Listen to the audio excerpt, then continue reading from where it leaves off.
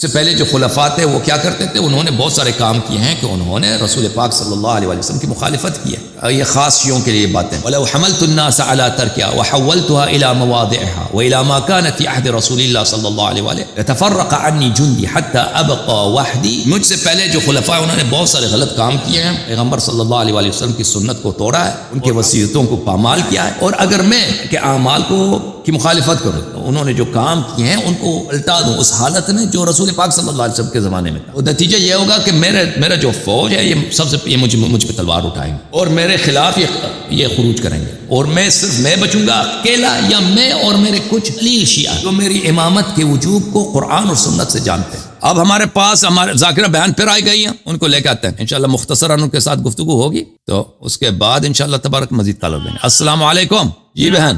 علیکم السلام ورحمۃ اللہ وبرکاتہ. علیکم السلام بہن، خیریت سے انشاءاللہ؟ جی حسن جی الحمدللہ. آپ بتائیں آپ خیروفیت سے ہیں حسن اللہ بھائی؟ تعالیٰ آپ کو عزت دے. Thank you sister. آگے وہ کچھ نیٹ ورک کی وجہ سے کال ڈراپ ہو گئی تھی تو آپ سے کوئی بات گفتگو نہیں ہو پائی، تو کوئی بات. کافی دیر سے عثمان بھائی جو کوشش کر رہے تھے کہ دوبارہ سے جی کال مل سسٹر، جائے. اللہ آپ کو عزت دے، اللہ آپ کو سلام کی. آپ تراویح کے متعلق اچھی گفتگو کر رہے ہیں، جی. تو آپ کا فیوریٹ موضوع چل رہا ہے، پسندیدہ موضوع آپ کا. Thank you. تو اس حوالے سے آپ سے میں خلافت کے حوالے سے کچھ 2-4 سوالات کرنا چاہوں گی. 2-4 جو کہ سوالات نہیں اکثر- سسٹر، ایک سوال کر رہے ہیں، ایک سوال کر رہے ہیں. اللہ آپ کو جزائے خیر دے، کیونکہ آپ خود ماشاءاللہ اہل تحقیق ہیں تو ہم اللہ آپ کو عزت دے.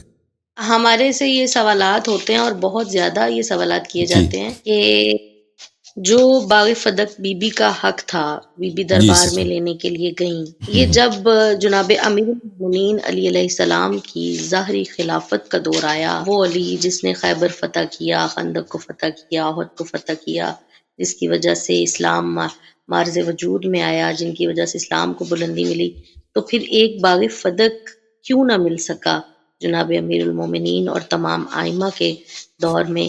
یہ واپس کیوں نہیں ملا؟ یہاں پہ اہل سنت والجماعت ہم سے بہت سارے سوالات تو کرتے ہیں. اس کے جواب کے یہ ایک ہیں، یا اس بات کے جواب ہے کہ مثلا کہ کیوں امیر المؤمنین علیہ السلام نے فدق واپس نہیں لے کے دیا اپنے حضرت فاطمہ الزہرا سلام اللہ علیہ کے وارثین کو. اس کے جواب کے یہ ایک ہیں. ایک جواب یہ ہے کہ دیکھیں کہ امیر المؤمنین علیہ الصلوۃ والسلام کا دور حکومت پر آشوب دور تھا، اور اس وقت حالت یہ تھی کہ جو ہی ان کے ساتھ بیعت ہوا ہے تو عائشہ نے خروج کیا ہے اور معرکہ جمل برپا ہوا، اور اس میں اور یہ ایک بہت بڑا فتنہ تھا کیونکہ اس میں بہت سارے صحابہ تھے، بہت سارے مہاجرین تھے، انصار میں سے تھے، جنہوں نے رسول امیر المؤمنین علیہ السلام کی بیعت توڑ دی ہے، ان کے خلاف بغاوت کیا ہے، لوگ مسلمانوں کو جمع کیا ہے، اور امیر المؤمنین علیہ السلام پہ ایک بہتان کہ اب یہ جو ہے عثمان کے قاتل ہیں، ہم ان سے عثمان کے خون کا بدلہ لیں گے، حالانکہ وہ خود ان لوگوں نے عثمان کا خون کیا تھا. اور پھر اسی وقت جب یہ جمل کا چل رہا تھا اسی وقت معاویہ بھی بغاوت کی حالت میں تھا. اس طرح نہیں تھا کہ معاویہ نے بعد میں بغاوت کی، معاویہ شروع ہی سے بغاوت کی حالت میں. تو یہ پھر جب جمل والوں کو شکست ہوئی یا پھر معاویہ کے ساتھ جو بغاوت کی حالت میں تھا اس کے ساتھ جنگیں شروع ہوئیں، اور پھر خوارج کا ظہور ہوا ہے، اور پھر معاویہ کے غارات کا سلسلہ تھا کہ وہ کم لوگوں کو پتہ ہے. غارت عربی زبان کا لفظ ہے، اس ریڈز کو بولتے ہیں، انگلش ریڈ بولتے ہیں، اردو زبان میں بھی غارت بولتے ہیں، لیکن وہ اس طرح استعمال نہیں ہوتا جیسے عربی میں استعمال ہوتا ہے. عربی میں غارت اس کو بولتے ہیں کہ آپ اچانک کسی علاقے پہ حملہ کریں اور اس کو لوٹ لیں، اس کو بولتے ہیں غارت کرنا. غارت کس کو بولتے ہیں؟ غارت اس کو بولتے ہیں کہ مثلا 10-20 مسلح آدمی آ جائیں، کسی گاؤں پہ حملہ کریں، وہاں قتل کریں اور وہاں پہ لوگوں کو قتل کریں، ان کے مال وغیرہ اٹھا کے لے جائیں. تو معاویہ کا طریقہ کار یہ تھا کہ اس نے مختلف فوجی دستے بنائے تھے، اور اس میں اس کے کمانڈر بھی صحابہ والے ہوتے تھے. کمانڈر بھی اس کے کون ہوتے تھے؟ صحابہ اکرام. ان کا کام کیا تھا؟ یہ امیر المؤمنین علیہ الصلوۃ والسلام کے قلمرو میں ان کی ماتحت علاقے میں جاتے تھے، مختلف قبیلوں پہ.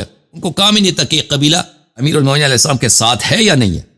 اس پہ حملہ کرتے تھے، مردوں کو قتل کرتے تھے، عورتوں کو یا قتل کرتے تھے یا ان کے ساتھ زنا کرتے تھے، اور ان کا جو مویشی وغیرہ ان کو بھی فنا کر دیتے تھے، اپنے ساتھ نہیں اٹھا کے لے جاتے تھے، قتل کرتے تھے.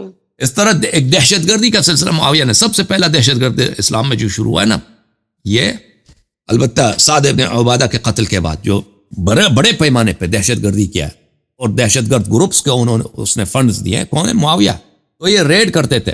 تو اور ان کا کام یہی تھا کہ وہ مسلح افراد تھے، مثلا 50 سوار 100 آدمی کا ایک چھوٹا سا دستہ ہوتا تھا. اب قبائل تو رہتے ہیں مختلف علاقوں میں, ان کے پاس اسلحہ نہیں ہوتا, وہ لڑنے کی تیاری تو نہیں ہوتی ان میں, رات کی تاریکی میں حملہ کرتے تھے, ان کو قتل کرتے تھے, پھر دوسری جگہ جاتے. تو حالات اس طرح پرآشوب تھے. تو ان حالات میں پھر امیر المومنین علیہ الصلوۃ والسلام کی حکومت کبھی مستقر نہیں ہوئی, پھر وہ جنگی کی حالت میں شہید ہو گئے. وہ معاویہ سے جنگ کی تیاری کر رہے تھے کہ جب ان کی شہادت ہوئی. تو اس حالت میں ان سے یہ توقع کرنا کہ وہ فدق انہوں نے کیوں واپس نہیں لیا, تو اس کا جواب بڑا واضح ہے. ان کی حکومت ایک پرآشوب حکومت تھی, اور ان کا دور حکومت اس طرح نہیں تھا کہ وہ حالات میں مسلط تھے اور پوری جو لوگ ان کی اطاعت کر رہے تھے, اور سب کچھ اگر وہ چاہتے تھے ہو سکتا تھا. اس طرح حالات نہیں تھے. ایک بہت جو سچویشن تھی وہاں پہ اس طرح تھی. دوسری بات یہ ہے کہ امیر المومنین علیہ الصلوۃ والسلام کا اپنا خطبہ ہے. میں نے کل, اگر جو لوگوں نے کل دیکھا ہے میرے پروگرام کو, کہ وہ اپنے خطبے میں فرماتے ہیں کہ مجھ سے پہلے جو وہ روضہ کافی کی جلد نمبر 8 میں مجھ سے پہلے جو خلفاء تھے وہ کیا کرتے تھے, انہوں نے بہت سارے کام کیے ہیں کہ انہوں نے رسول پاک صلی اللہ علیہ وسلم کی مخالفت کی ہے, اور عمدن مخالفت کیا. اور اگر میں چاہوں, یہ خطبہ یہ ہے روضہ کافی میں, رسول پاک جلد نمبر 8 کافی کی صفحہ نمبر 53 میں یہ صفحہ نمبر 58 میں یہ خطبہ شروع ہو جاتا ہے, حدیث نمبر 21.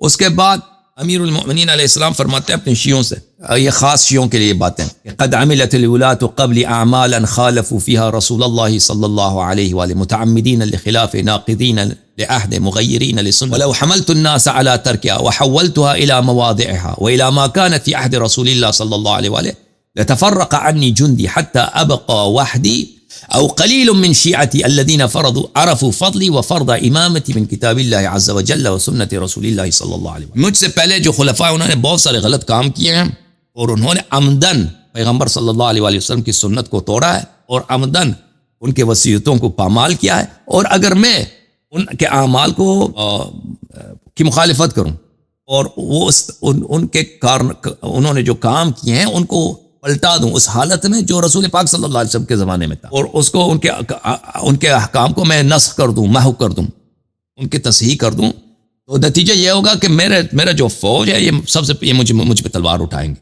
اور میرے خلاف یہ خروج کریں گے, اور صرف میں بچوں گا اکیلا, یا میں اور میرے کچھ قلیل شیعہ جو میری امامت کے وجوب کو قرآن اور سنت سے جانتے ہیں. تو وہ اعمال کون سے ہیں؟ امیر المومنین علیہ الصلوۃ والسلام 2-3 صفوں میں وہ اعمال گنتی کرتے ہیں. کون سے اعمال؟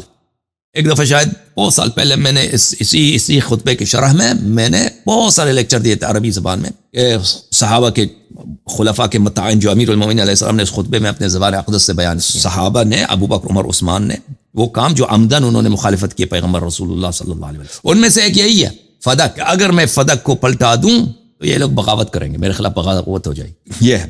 پھر اس کے علاوہ بھی ہمارے پاس بہت سارے دوسرے جوابات ہیں, یہی 2 جواب کافی ہیں. تھینک یو میرے سسٹر, اللہ آپ کو جزائے خیر دے, اللہ آپ کو عزت دے. مدیحہ سسٹر, شاید ان کی کال پھر کٹ گئی. Thank you. اب ہمارے پاس کالر ہیں زوم سے